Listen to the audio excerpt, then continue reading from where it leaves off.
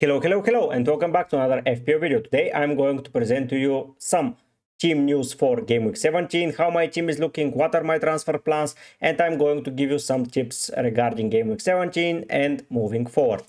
As you can guys see on the top of the screen, there is a subs count target of 1850. I managed to reach 1800, but someone just left the community. It's his decision, so hopefully he will find a better place to watch FPL content. If you want to support me, help me reach that 1850 sub goal. It will be in the world to me, and let's see how it's going to go. I'm not going to drop it down back to 1800, sorry, because yeah, I already reached it and I'm aiming higher this time around. You're currently seeing how my team is looking for game week 17, and we are facing some predicament here.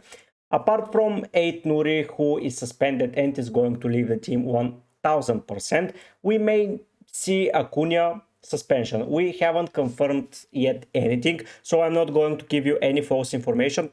Apart from that today there was a hearing. I don't have any news about it, so we're going to monitor it. Have in mind that I'm hosting a deadline stream for Game Week 17, and we're going to see the latest news about Cunha. But today I'm going to present to you some transfer options to replace Cunha the best way possible.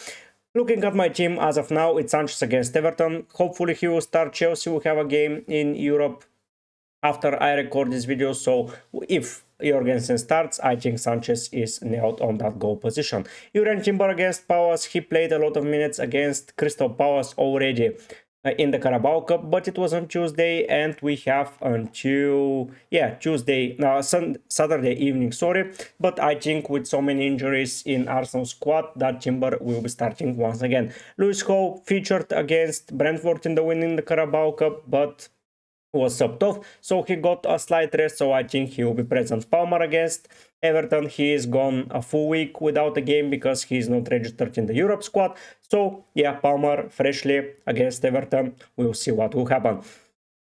Salah faces Spurs, and Salah got a full rest as well, so he's going to be my captain against Spurs. Spurs haven't played yet against Manchester United in the Carabao at the time of recording, but on Friday's video and then on the stream we're going to see how are the injuries news for Spurs and United, and did something interesting happen there.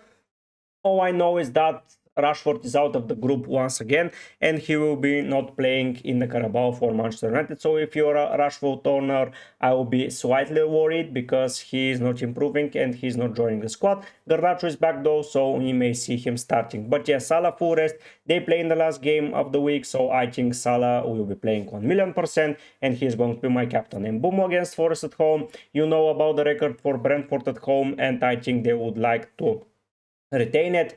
And Mbumo, a great pick, penalty taker, 90 minutes. I don't know if they're going to be in a 5-3-2 formation against Forest. Are they considering it as a better team because Forest are fourth currently? I don't have that information, but Mbumo is staying, and I think it will be all good there. Saka against Palace, and Mbumo, sorry, came on as a sub against Newcastle in the Carabao, provided an assist, so I think he will be slightly fresher than the rest of the squad. Saka the same, came on as a sub against Palace, so Saka will be with good minutes. João Pedro didn't feature because he didn't have a Carabao Cup game, so a full week rest for João Pedro. I think he's starting 1,000,000%. Isaac started against Brentford but got a substitution, not the earliest, but still at a reasonable time, so I think that he will be fit and present for game week 17, as they don't have any other strikers, as Callum Wilson is injured, and Cunha, we don't have any information about his ban as of yet.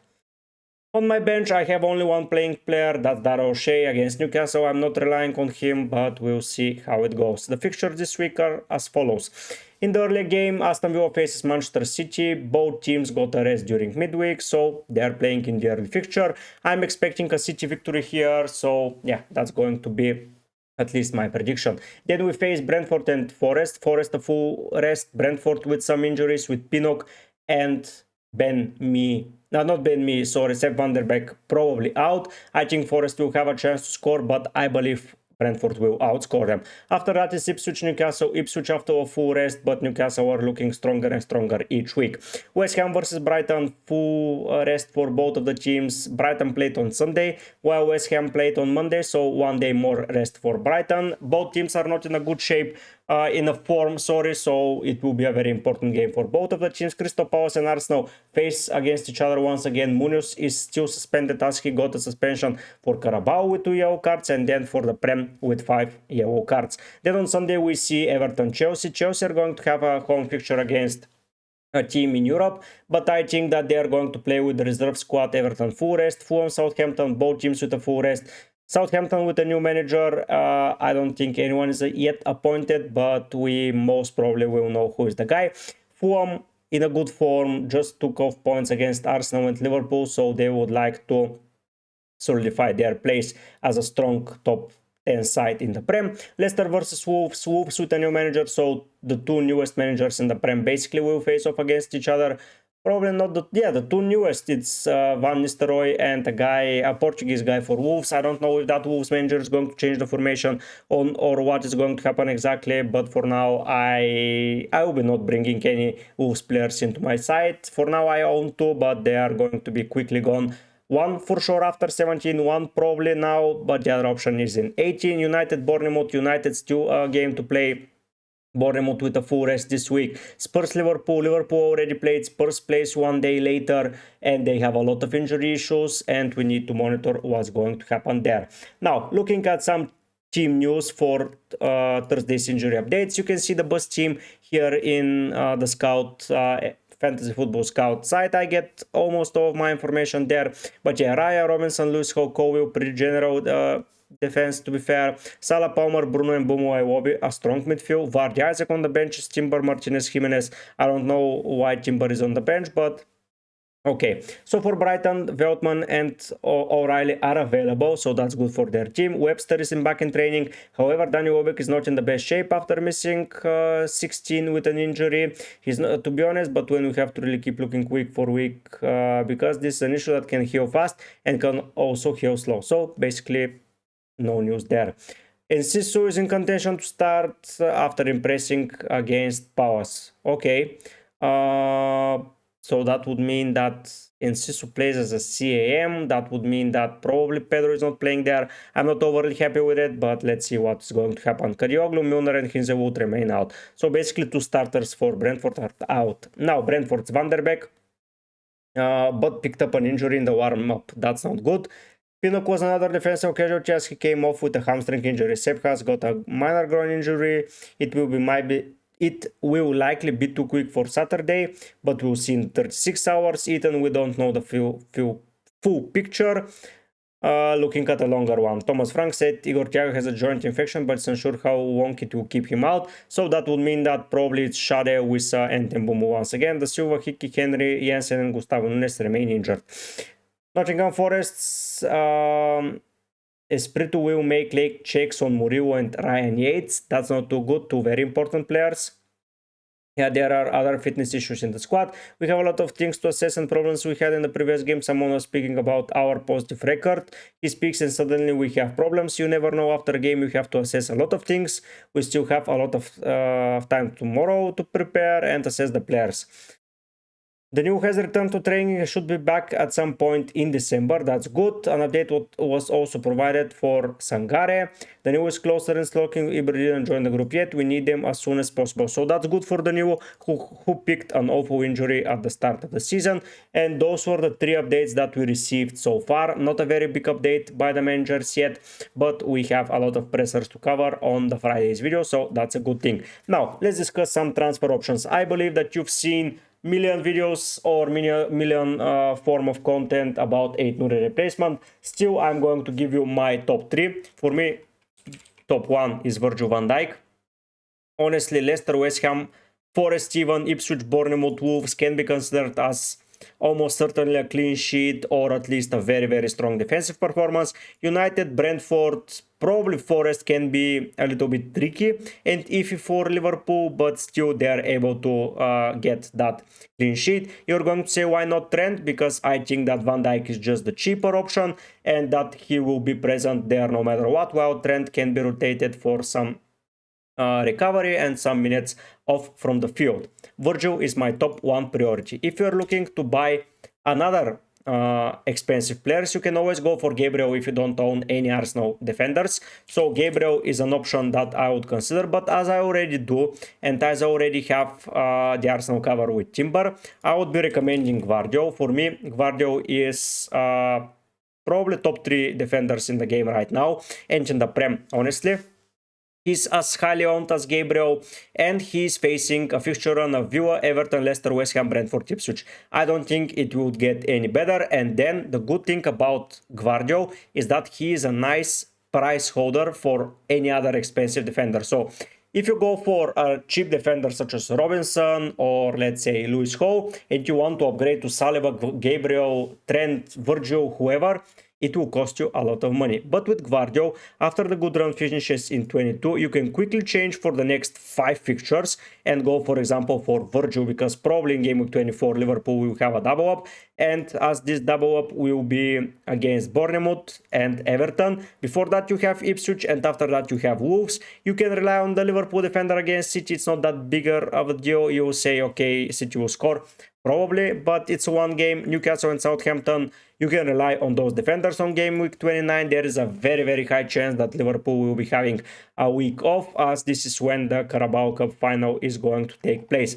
But yeah, Gvardiol and then switch to a double week Liverpool defender sounds amazing to me. So yeah, Gvardiol for me is the best placeholder, unless you're going directly for a Liverpool defender, because as you can see, up until 29 you can pick them and be done with it, honestly, and be happy with your life. So if I had the money to go from 8 Nuri to Virgil, I would have done that transfer. But then you're going to say, why you don't switch Konate? Both are suspended, you don't care about it. That's a very good question, because if I go, it's exactly the 0.4 difference and it's reasonable to do, but I want that double up in Liverpool's defense on Game Week 24. I would like to have, if Konate is fit, of course, that's a big if, that I might consider selling now.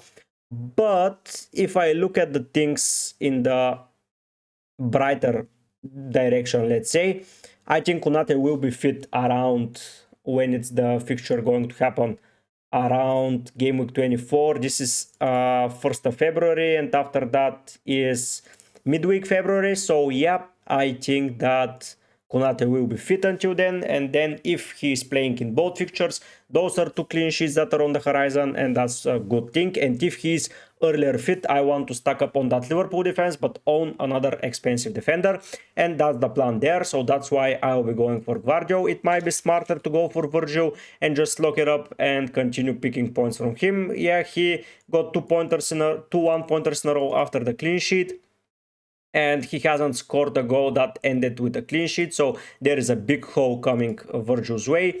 And Leicester is a good fixture, West Ham is a good fixture. I see Virgil starting in all of them because he's amazing. So up until the end, I will be deliberating, should I sell Konate or should I sell 8 Nuri? But most probably it's going to be 8 Nuri for Gvardiol, because if I sell Konate, it's going to be a transfer that I use now and waste later, which might be the smarter strategy. I will just hear tomorrow presser for Konate. If the manager says that he is going to recover early, early January, I'm keeping. Probably, if not, I'm selling Konate, getting Virgil and forgetting about stuff and living my happy life. If you are not a fan of that expensive move, of course, the obvious option is Anthony Robinson. He is with the 3 assists in a row. To be fair, it came against Brighton and against Liverpool, but between them, it has been several blanks. 0-pointer here, 2-pointer here, then 6-pointer against Palace. They kept a clean sheet, but he wasn't as attacking. As you see, the numbers are not there for him. He's exceeding those numbers massively. Basically 2.4 and he's got 6 assists, so be careful with him. But of course, he's the easiest and best option to go for.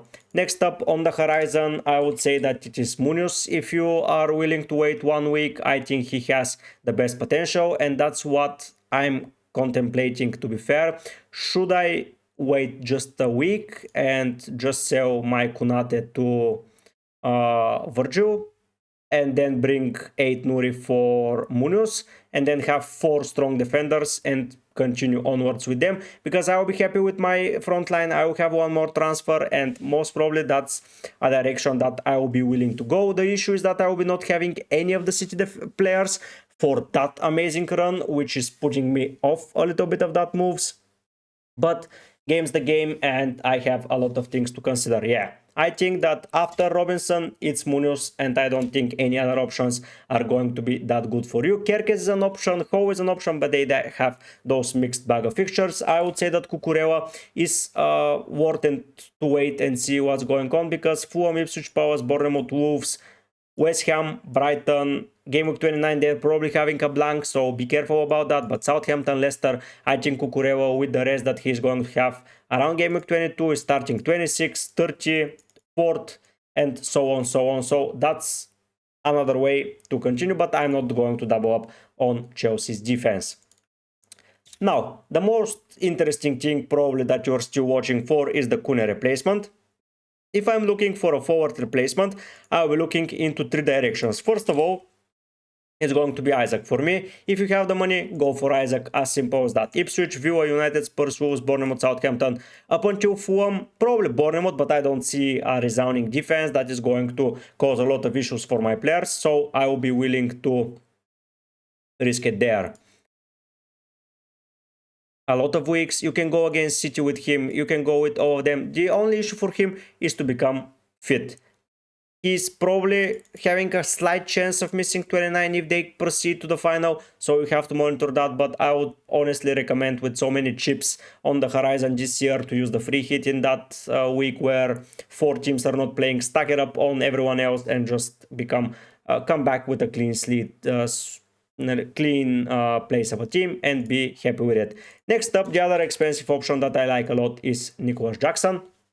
I think he's a very, very popular option this week, and he's going to rise in popularity even more, and that's a very, very obvious choice to make. Yeah, he's blanking against the bigger sides, but not that regularly. Like, I mean, he scored against Liverpool, then performed okay against Villa, against Spurs he was not there as just as a position, but honestly, he had 8 expected goals, scored 9. So basically, what he's getting, he's scoring, and he will get a lot of opportunities against those sides. Everton, Fulham, Ipswich, Palace, Bournemouth, Wolves, I think. Then West Ham, then Southampton, then Leicester. I would say that probably picking Jackson from West Ham forward is going to be as good as picking him now. So if you're willing to hold him for that longer run, pick him now. Be careful with that 4 yellow cards, but he hasn't picked up a yellow card since Manchester United's game, so I think he's going to be good to go into the future. The one option that I'm really, really liking is Chris Wood, you're going to say, but Chris Wood is in a lot of teams, yes, and that's the truth. But he is having Brentford, Spurs, Everton, Wolves. Apart from Everton, those 3 defenses are awful. Then he faces Liverpool, which is not an easy fixture, but you never know with Chris Wood. After that, Southampton, Bournemouth, Brighton, Fulham.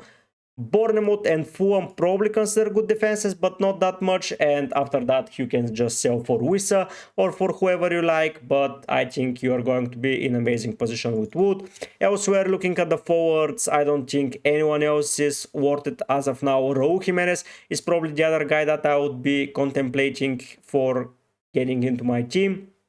But at the end of the day, I think that he's a minutes risk with Mooney scoring last game. He might be rotated in one of those 3 games, and if you don't have a proper benching option, just don't go for it. Once again, returning to defenders, I'm probably going to do Gvardiol and going to be keeping Kunate, as I expect Gvardiol to be involved in a lot of team goals as he is ever present. Van Dijk can be involved, and they're a better defensive side as well. I'm not saying he's a worse option, But I would say that Liverpool, with so many injury issues in defense, are slightly able to concede as well. And I just find Gvardiol more attacking. If you look at the defenders and the options, they're basically on the same point. So it's going to be a big 50-50 decision what to do. A guy that's slipping under the radar for a lot of teams, like he's 3.5% owned. And he is with 62 points. And he's in 4th place. Basically the same points as Trent for 3.3 less. But Everton fixture run is still one of the worst. If you're looking to invest, it's probably after game week 24, and until then you don't know what's going to happen. But yeah, a lot of dilemmas.